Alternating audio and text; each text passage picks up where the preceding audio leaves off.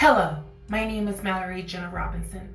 Join me on A Hateful Homicide, a true crime podcast dedicated to telling the stories regarding the murders of transgender, gender non-binary, and gender diverse community members in the United States and abroad.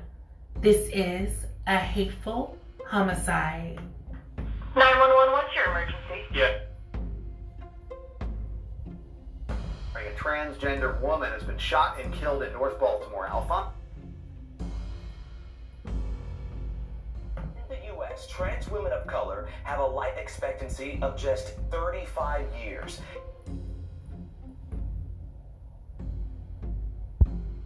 This happens on a daily. Another one of my friends got killed right up the street from here. These cases are true. The victims are real, and their voices matter. This is A Hateful Homicide.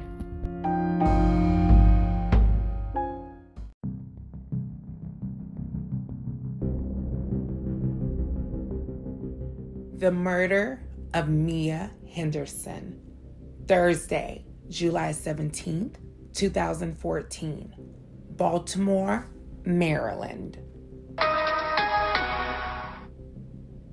And to Baltimore City now, where police are investigating the second unsolved murder of a transgender woman in the past month. The latest victim was found this morning in northwest Baltimore, and we've learned her half-brother plays for the Los Angeles Clippers. 11 News reporter George Lettis is live downtown at police headquarters. He has the latest. George. Well, Donna, detectives say they're trying to figure out if these murders are connected and if they are hate crimes. Either way, the transgender community is getting very concerned. As city officers were serving a warrant this morning on the 3400 block of Piedmont Avenue in northwest Baltimore, they happened upon a body in an alley. Detectives later learned it was that of a 26-year-old transgender woman whose legal name is Kevin Long, but who went by Mia Henderson. NBA player Reggie Bullock is her half-brother. The LA Clippers player ended a tweet today with, "Gone but not forgotten, R.I.P. Kevin." It's the second unsolved murder of a transgender woman in the city in a month. Are you concerned that your community is being targeted? I'm sure our community is being targeted. That's not even new. On June 4th, the body of 40-year-old Ricky Hall, or Candy, was found stabbed in a field near Coldstream Park Elementary Middle School in northeast Baltimore. Police would only say this morning's victim, Mia Henderson, had severe trauma to the body. And in a news conference this afternoon, top brass said it did not have a motive and made no definitive connection between the two cases. We're going back several years to look at other cases that may have similarities to this case, including the one that happened about a month ago in the northeast part of the city. So far, police say the only similarity is that both victims were transgender. Baltimore's LGBT community worries there's more to this story. Yes, that there's serial murder. Yes. Targeting this community. Yes, the transgender community. That's what it's almost beginning to sound like. Mary Cherico counsels people in Baltimore's transgender community. She says she hears about other serious crimes that the public often does not. There's assaults and murders, there's sex crimes, yes, there's a lot of them. I mean, we hear a lot of talk here, and I think they're sincere, but not enough is really being done. We are listening, that we're paying attention, we're responding, and we take this very seriously. And according to family, Mia Henderson was from North Carolina, but she had been living in Baltimore with relatives. They say she was a sweet person, and that's why they have no idea why someone would want to kill her. It's just 5:30 a.m. on Thursday, July 17th, 2014 in Baltimore, Maryland. Just 2 weeks after 4th of July, when a pedestrian in the alleyway off of Garrison Boulevard in the northern west part of Baltimore, Maryland, located the body of 26-year-old African-American transgender female Mia Henderson. Detectives are called, and the Baltimore Police Department arrives on the scene.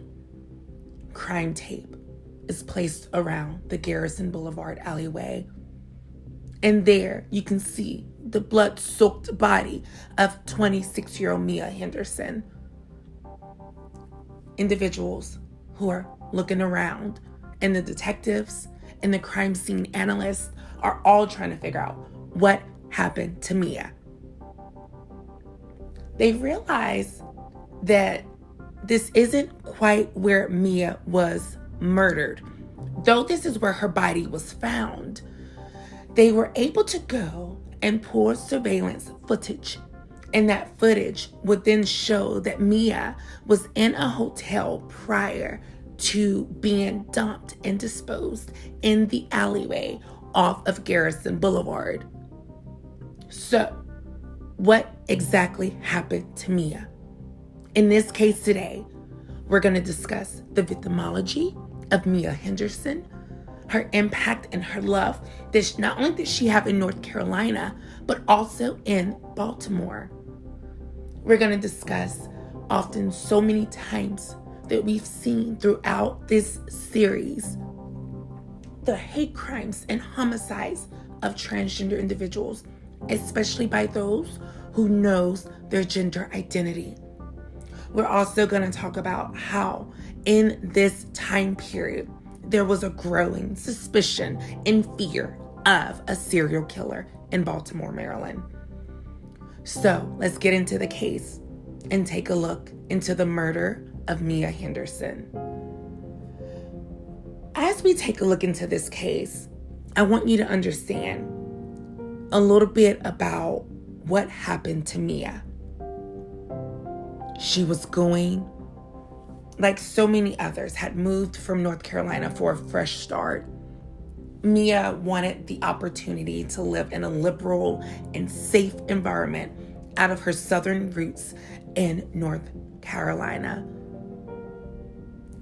Being only in Baltimore for a little over a year, Mia had decided to stay with an aunt and some cousins and had really wanted to get her life in order in a way that she could be the most productive person possible.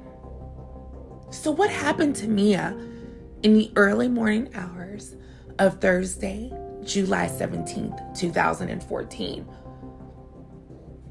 The Baltimore Police Department began to do a detailed search. As they were looking into the victimology and trying to identify the victim, they stumbled upon the ID and the wallet of Mia Henderson. That name was not on the ID. However, they were able to do a search and determine not only was Mia from North Carolina, but she was also the sister of NBA player Reggie Bullock. The Baltimore Police Department knows that they have to make the tough conversations. They're going to have the tough conversations with the Henderson and Bullock family. They reach out to Reggie, his mother, and the rest of Mia's family to let them know that Mia has been found stabbed over 5 times in the back alley in Northwest Baltimore. So, as we take a look into this case, we have to understand exactly who was Mia and how did it lead to her murder on July 17th, 2014. As the Baltimore police detectives continued to investigate, they wanted to track Mia's last 24 hours. So they decided to talk to some of her closest friends. During this time of Mia's stay in Baltimore, she had, began to work, doing a little bit of hair, doing a little bit of cosmetology. She was also really big on social and reformative justice. And so she was really big on making sure that she too advocated for her community. And so during this time while she's working, she had just had an appointment prior to her murder. The last time she had been seen was on July 16th. So between the afternoon of July 16th, that Wednesday, and the early morning hours of that Thursday, July 17th, Mia's body was found off of Garrison Boulevard. So as detectives began to search Mia's cell phone. They're searching CCTV footage. They're tracking Mia's last steps. And they discovered that she had hung out with an individual, an unidentified Black cisgendered male. He appeared to be in his early 30s to early 40s. The CCTV footage was quite grainy, so they had to make sure that they really searched into this. And as detectives are doing this search into Mia's killer, who committed this hateful homicide against this beautiful 26-year-old Black trans woman, the community is responding. Activists like Monica Yorkman and Mary Chiro, all of these individuals, even another trans individual, they all gathered and rallied on July 18th, that Friday, to talk about the trauma and the impact. And Michelle Moore says, when other folks are killed, you know all about it. But where are the flowers? Where are the candles and cuddly toys for Mia? Where are the leaflets asking people to come forward with information? There is none of that, according to The Guardian. As you can see, the community, the fear, just 6 weeks prior to the murder of Mia Henderson, 40-year-old Black trans woman Candy Hall was found shot to death near an elementary school.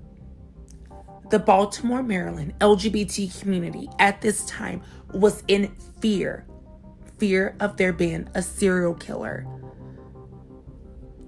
When Mia's murder happened in July of 2014, the investigation lasted up until the following year in 2015. It was only the Thursday, August 6th, 2015, when a suspect was finally identified for the murder and indicted in the murder of Mia Henderson. This individual, identified as 46-year-old cisgendered man Sean Oliver. Sean, a Maryland transplant. He was a dad. He had been in an on and off again relationship, not with Mia, but with other women, serious relationships here and there. But he had a relationship with Mia Henderson. But what was the extent of that relationship? Baltimore police detectives wanted to know. Lead detective Anthony Batts questioned Sean Oliver in the Baltimore police detective investigation room. Sean has a seat. He pulls Sean in closer, looks him into the eyes, and asks him what happened between the early morning hours of 2 a.m. and 6 a.m. Sean responds with I have no idea who you're talking about. I don't know a Mia Henderson. Detective Batts knew that Sean was lying. He asks Sean if he would agree to a lie detector test. Sean agrees. And when the results come back, it proves that the tests are inconclusive.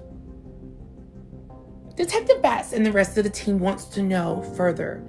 They decide to pull up the CCTV footage and show the evidence to Sean Oliver. He confirms that it's him in the footage.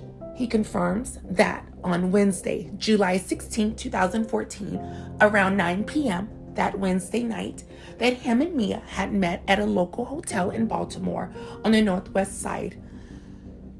Detective Batts knew that that was true because Oliver's car is seen picking up Mia from where she was doing hair earlier that day. The license plate and all of that information matches to Sean Oliver. But does this prove that he murdered Mia? Well, the murder weapon, the knife, was never recovered. So to discover that DNA evidence would be unlikely. And Sean was not going to divulge that information.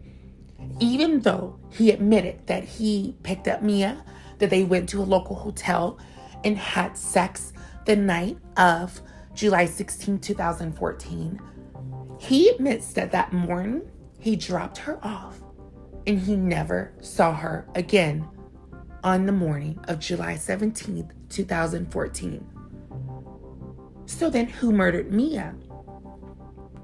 According to Sean, he had no idea. Well, Detective Batts and the other team had heard enough. And on that Thursday, August 6th, 2015, in the Baltimore Police Department, 46-year-old Sean Oliver was charged with the second-degree murder of Mia Henderson. Sean sits in the Baltimore Police Department without bond for over a year, and he goes to trial on Thursday, January 13th, 2017, in the Baltimore courthouse.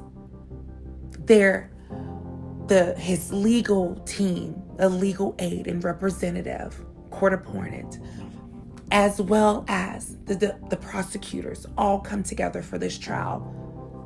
The trial lasts for about 2 weeks. And during this 2-week trial, you can hear both sides arguing that this was a romantic liaison gone wrong. According to the defense team for Sean Oliver, this included Allison Parks and her team who represented Sean Oliver.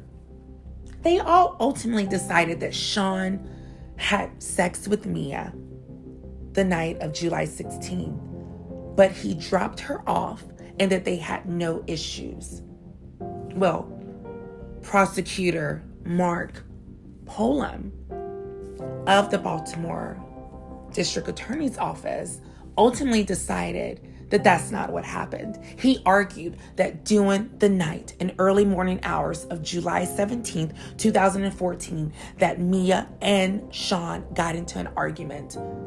We know that Mia was not a sex worker, so there was no disagreement about any form of currency or sexual transaction and any disagreement regarding that. So then why did Sean commit such a hateful homicide to Mia? According to his defense team, he didn't. He had past relationships with other trans women. So Sean, according to himself and his team, was not transphobic and certainly was not the perpetrator in the murder of Mia Henderson. Allison Parks and her team told the jury, each and every one of them, that in order to truly convict Sean Oliver, they must have an ample amount of evidence. During the closing, Mark Polam argues that Sean Oliver is a ruthless murderer who took the life of this 26-year-old beautiful black trans woman in the prime of her life who had just moved here just a little over a year ago from Greensboro, North Carolina, and she loses her life. All for trusting someone that she was into. Like so many trans individuals who are seeking love and affirmation and acceptance, Mia was no different. She sought out love, and Sean sought out comfort. And when these two came together on the night of July 16th and into the early morning hours of July 17th, some form of fatal attraction happened. And though we do not know exactly what catalyzed the murder of Mia, we do know that far too often these crimes go unsolved and they go undocumented. As the closing arguments occurred, both Polam and Parks conclude. The jury goes out, and it takes about 2 days. On Monday, January 16th, 2017, the jury comes back and they find Sean Oliver not guilty of second-degree murder in the case of 26-year-old transgender woman Mia Henderson. So, why did they not find Mia's killer guilty? Well, according to one of the jury members, there was just not enough evidence to prove that Sean had murdered Mia. There was no evidence supporting that someone else could not have came and murdered Mia. The LGBTQ community and Mia's family was outraged. But that wasn't quite the end for Sean Oliver. He still was charged and sentenced to 10 years in prison for drug possession. This was not in connection to Mia at all. This case was so tragic. And to this day, almost 7 years later, there has still been no one officially charged and convicted for the murder, for the hateful homicide of Mia Henderson. But I want to take a moment now and shift gears and talk about who was Mia. Mia, born in 1987, she was a Southern belle, a Southern girl from North Carolina. She grew up with her siblings, Reggie and Kiosha and others. And during her journey, she discovered that she was transgender around the age of 15. Mia stood in her truth and overall had a very loving and supportive family. And though they were not the most affirming initially with her social transition in terms of her pronouns and using the name Mia, they still supported her.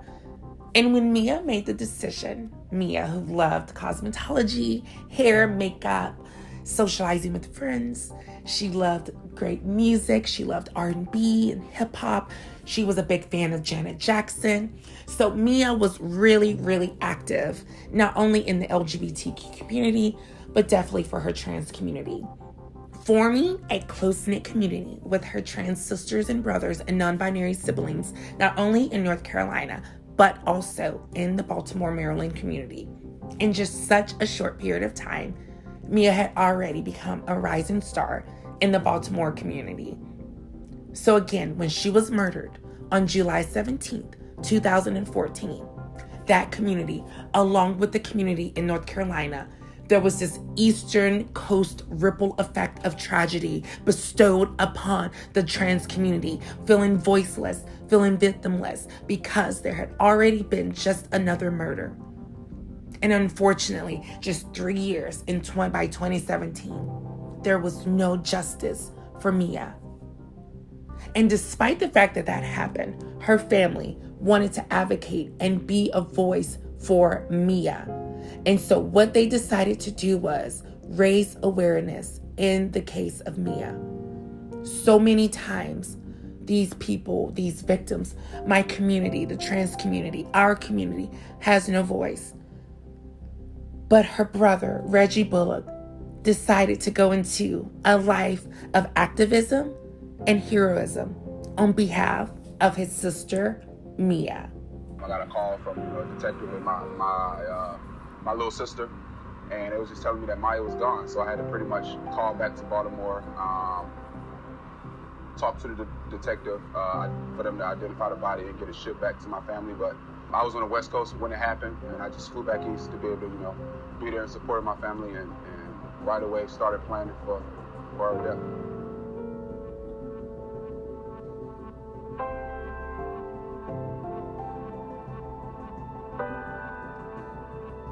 Me and Maya's relationship growing up, it was very great. She used to actually beat me in basketball when I was younger. She used to literally be in the house all the time. She was a dancer, but when I was outside playing, she would come outside, she'd see me outside, beat me real fast, and go back in the house and be with my grandmother. But our relationship was great. I always supported her, and she was just a great person too. It was a tough time for me, just knowing that, my sister was like the backbone of my family. I learned a lot of things from my sister, and my sister was the one that pretty much was my guardian walking around in the street while I was playing. So it was tough for me, but, I overcame it. I had a lot of support with family and friends, and pretty much, try to take some of that pain away. But like I said, I just use my voice, use my platform to try to stand up for causes that I believe in. I just wanted to voice my opinion. I wanted to, stand up for my sister. I seen, I was doing small little things inside of the LGBTQ community, and then that's when I just kind of like I said, I wasn't knowledgeable of it first coming into it, but over the last 2-3 years, I've been getting a lot of help, and it's been going great. I get a lot of direct messages. I actually got a message a couple days ago. She was saying she was bisexual. She was scared to come out to her family members. Shortly, they wouldn't think that I would hit them back. I would just tell them a way to possibly go about it.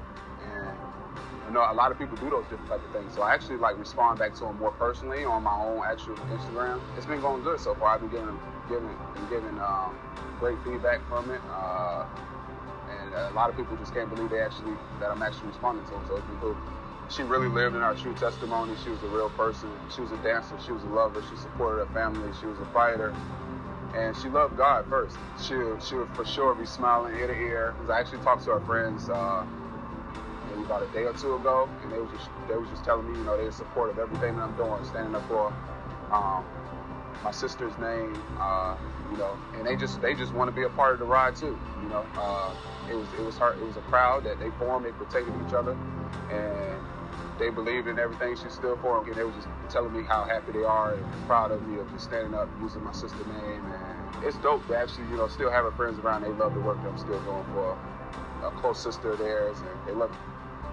I got this the beginning of last season, so it's LGBTQ. I need to get the plus down here. Maya Henderson, the day she was born, the day she died, 7/16/14. That's my hand. This is my dad's name. The day he was born and died in the state of North Carolina, where I'm from. The NBA actually showed me a lot of love. The people out there showed me a lot of love. I remember getting off the float and actually walking within in the middle of the street, and I just remember just being in Times Square area, and millions of people, hundreds of thousands of people all over. And you're seeing different signs, you're seeing different wordings that people would say, you see all crazy stuff. And my son is there. I bring him with me just to be able to show, that's equality all over the world. I just wanted to show him this is a community that my sister is a part of. This is what your father is doing, standing up, using it for your aunt, and just standing up for something that I 100% believe in. So I just wanted to just bring pure love into his heart, put pure love into his heart, and just show him from a young age that everyone is equal. Reggie loved his sister. You can hear the sadness and tragedy in his voice, but you can also hear the strength and determination. Reggie, a member currently of the New York Knicks NBA team, continues to advocate and fight for his sister. Mia was his big sister, and as you heard, he, had so much respect for her and appreciated her love of God, her love of dance, her love for others. Mia's love sparked another agency, Free State Legal of Baltimore, Maryland. Mia's case, it catapulted them to do more advocacy work. And for those who are listening and who may ever need some type of legal support, Free State Legal is an organization in Baltimore, and they basically advocate for the LGBT community. They work tirelessly with the Baltimore City Police Department to bring, murder charges and convictions against perpetrators of the LGBTQ community. I wanted to provide that resource for you. When Reggie Bullock did this interview back in 2018, unfortunately, just a little over a year, another tragedy would bestow the Bullock and Henderson family. On October 13th, 2019, Reggie's younger sister, 22-year-old Kiosha Moore, cisgendered female, was found shot to death in Baltimore, Maryland, just a little over 5 years after the death of her older sister, Mia. That family has had so much tragedy placed upon them. As you heard in Reggie's interview, he's lost his older sister, Mia, his father, and now his younger sister, Kiosha. And despite all of that, the family continues to work tirelessly for LGBTQ and transgender rights. So much so that Reggie has worked with the Los Angeles Lakers, the New York Knicks, and so many others to make sure that there is reformative change in transgender competency. So Mia, you have continued to inspire those since your passing. And that's one of the things that I like to remind our community and our allies and advocates, is that we are so much more than what society has told us that we are. I started this podcast in the hopes of raising awareness. So many times our transgender community members are victimless, are victims and who are voiceless. And I wanted to be able to provide a voice. And when I think about how each of these victims in some way have sparked a change and a reformative approach in each and every one of their areas, whether it's Mississippi or New York. In Mia's case, done that. It continues to do that. The Free State Legal, Reggie, her mom, her grandmother, so many others come together each and every year to remember Mia. They go over to Garrison Boulevard in the Northwest Baltimore area, and there they go and they place those flowers. And they have a tribute, and they play Mia's favorite gospel song, and they play her favorite R&B and Janet Jackson hits. And every year in October, on October 6th, they celebrate Mia's birthday. At the time of Mia's murder, she was just a little under 3 months before turning 27. And her close friends shared with me that they were planning her 27th birthday, that she was going to have some friends and family come from Greensboro, and that she was really looking forward to the future. She had began the process of registering for classes to begin the fall semester at a community college in Baltimore. Mia had also, had spoken about Sean, about how she thought that he was a nice guy. He was older, more mature. She felt that he wasn't going to hurt her because of his age. And when we looked further into Sean Oliver, he has a history of violence. He has a history of viciously attacking cis and trans women. On the night of July 16th and into the early morning hours of July 17th, we know that an argument ensued. Whether it had to do with Mia's gender identity, or whether it had to do with Mia realizing that Sean was not the guy she thought he was. Nonetheless, an argument happened, and Sean, angered, fueled by rage, like so many other perpetrators in these cases, responded in such a way that led to the hateful homicide of Mia Henderson. Now, you may be wondering, how do we know that Sean is guilty? We don't. There is still a possibility that Mia's killer could be out there. Is it Sean? Is it someone else? In my personal opinion, I strongly believe, based on the evidence that I've looked over, based on the testimonies that I've heard and the people that I've spoken with regarding this case, the evidence pointed to Sean. And because he was found not guilty, and he can never be charged again. And since he's been incarcerated, he's now serving 10 years, and he's been currently, he'll be eligible for parole in 2023 for his drug charges. Again, not in relation to the murder of Mia. But one of his prison mates did reach out to the Baltimore City Police Department and had confessed that Sean had openly, blatantly bragged about murdering Mia, and how he had ultimately decided that her life should be over.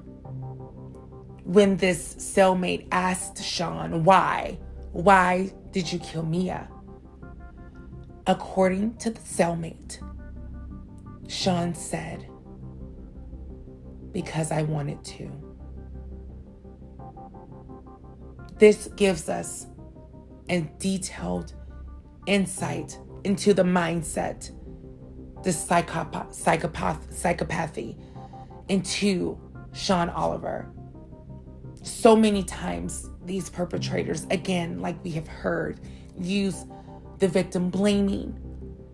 And when the cellmate even asked about Mia's gender identity being a role in this hateful homicide, Sean said no. That had no factor in her murder. But it was just, he always wanted to know what it was like to kill.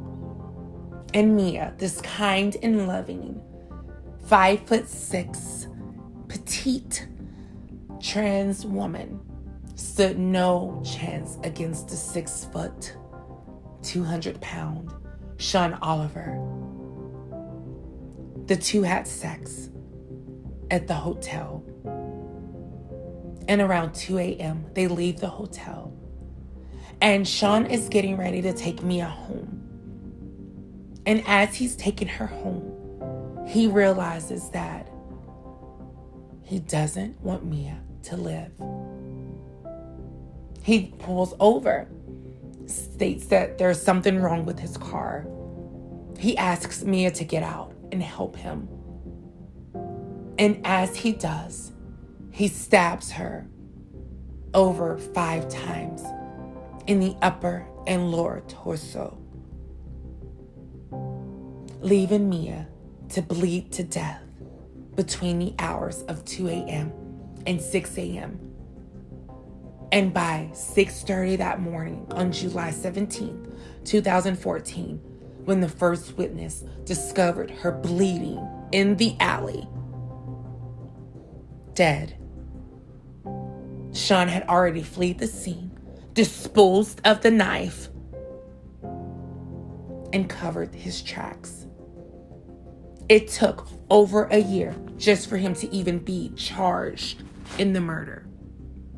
And between that time, Sean had plenty of time to not only cover his tracks, conceal the evidence, but he also had plenty of time to come up with the perfect alibi. So much so that when it came to the lie detector test, he was able to trick it. He was able to deceive that test and make it inconclusive. And when they did a second test, it still came back inconclusive. And though Prosecutor Pullum did the best that he could in prosecuting the case to get justice for Mia Henderson, unfortunately, it was not enough. And now, in 2 years, Sean Oliver, now at this time almost in his 50s, will be walking free. And I encourage each and every one of my listeners, as this individual prepares to be released from the Baltimore State of Corrections for his drug charge in 2023, please be careful. Please be wary of individuals like him. I caution you, because if he can do it once, he will do it again. So many times we have seen, and this isn't just for victims of trans murders. and trans homicides, but also victims of cis homicides. These perpetrators get released, they're reformed, quote unquote, and they get back out. And so many times, not often, but in some cases, repeat their offense.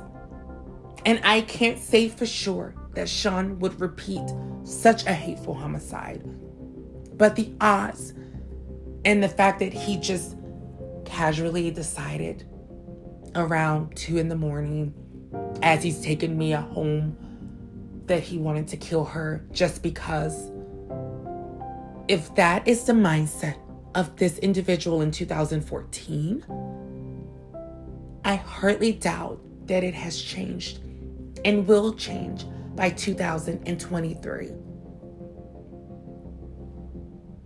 As we prepare to conclude, I just want to say, my sister Mia Henderson, we remember you. Yesterday, today, tomorrow, forever and always. Born October 6th, 1987, and died July 17th, 2014. Again, thank you all so much for taking the time to tune in and listen to this episode of A Hateful Homicide. My name is Mallory Jenna Robinson. You can follow me on Instagram at MalloryJenna90. That's MalleryJenna90. You can also follow A Hateful Homicide on IG at A Hateful Homicide. Please tune in on Anchor, Spotify, Apple Podcasts. You can do a search of A Hateful Homicide on Apple Podcasts, and you can find us there. Use the hashtags A Hateful Homicide, podcast, true crime, suspense, Saturdays. Oh, my listeners, thank you so much. We have just about 3 to 4 more episodes before we conclude the first season. And we'll be getting ready to pick back up again in the fall for season 2 in September. And as we prepare to get ready to conclude this season with a few more episodes, I just want to again just thank each and every one of you for listening and tuning in, and know that I appreciate your support with this. And there's still much more work to be done. Again, thank you for tuning in, and stay tuned for next Saturday at 12 p.m. Pacific Standard Time. Thank you and have a great day.